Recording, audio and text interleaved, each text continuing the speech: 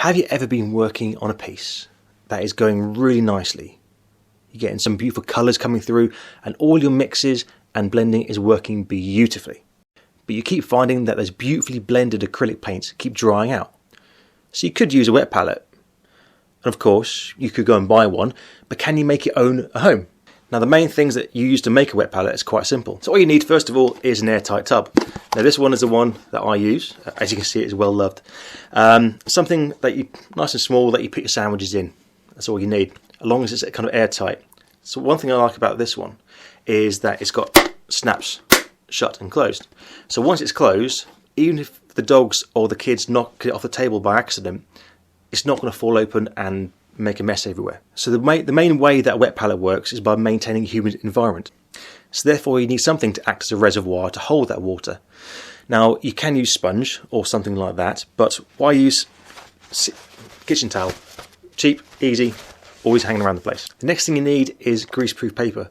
It might be called something different wherever you are in the world, but it's basically the stuff you use to bake cakes with. So this acts as a semi-permeable membrane to keep your paint and your water reservoir separate. So you put your paint on top of this. The final thing you're going to need is some water. Normal tap water is fine.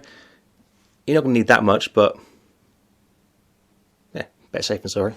So the next question is, can you make it initially and can you change it out between projects so you've got a fresh set within 3 minutes? Let's find out.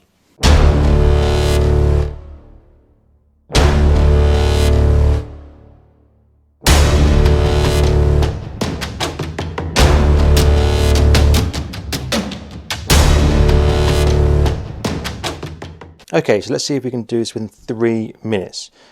And start the clock. Okay, so we've got the box here, take the lid off there. All you need to do is get your kitchen towel, put it over the top like so, and just squish that in like that.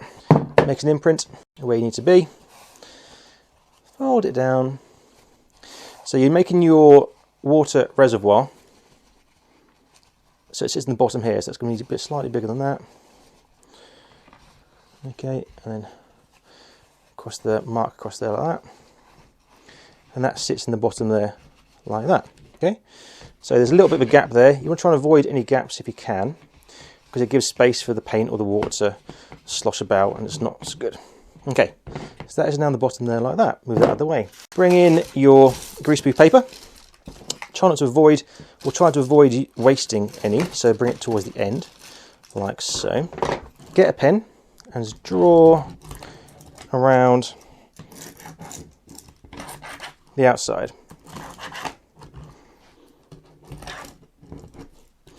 Like so.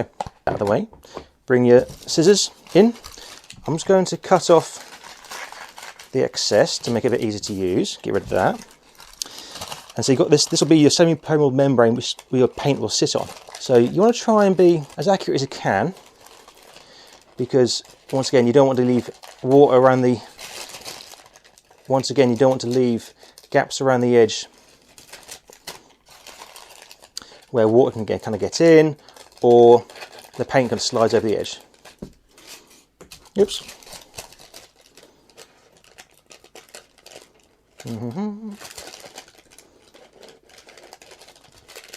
So I know I'm moving quickly with this, but please feel free to rewind and wash back as many times as you need. Keep it in shot, John.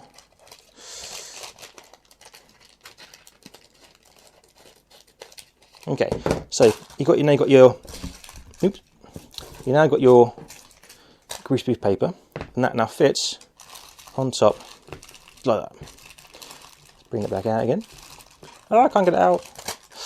All right, you want a bit of water in here. You don't want too much. You do not want it so it's kind of swimming, because if you put too much water in, it will just either dilute your paint or cause your paint to separate a little bit. So you don't want that quite so much. So you just want to dampen the water, oops. If you do too much of that, if you do get a bit too much water in there, like that, just tip any excess, if you've got any excess, back in the pot, and put your greaseproof paper down, like that. So you want all those bubbles under it like that. Lid back on. stop the clock. So one extra bonus tip is if you, whilst on this surface here, it's great for all your acrylics and things, you don't necessarily want to put things like washes and things on it because it can dilute it even further than you want it to go. However, inside your lid, perfect for it. So things like metallics or your washes, you can put on here.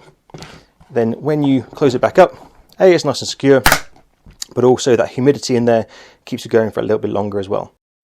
So there you go, simple as. Now I'd like you to remember two things. The first, that liking a video is free. And secondly, that I would love to hear from you about what you thought about that, but also, do you guys do anything different? Is there any tips or tricks you can share and join in on the discussion? If so, please drop it in the comment section. And I'll see you guys next time on this video when we continue to explore the world of miniature modelling. So, see you later guys. Bye.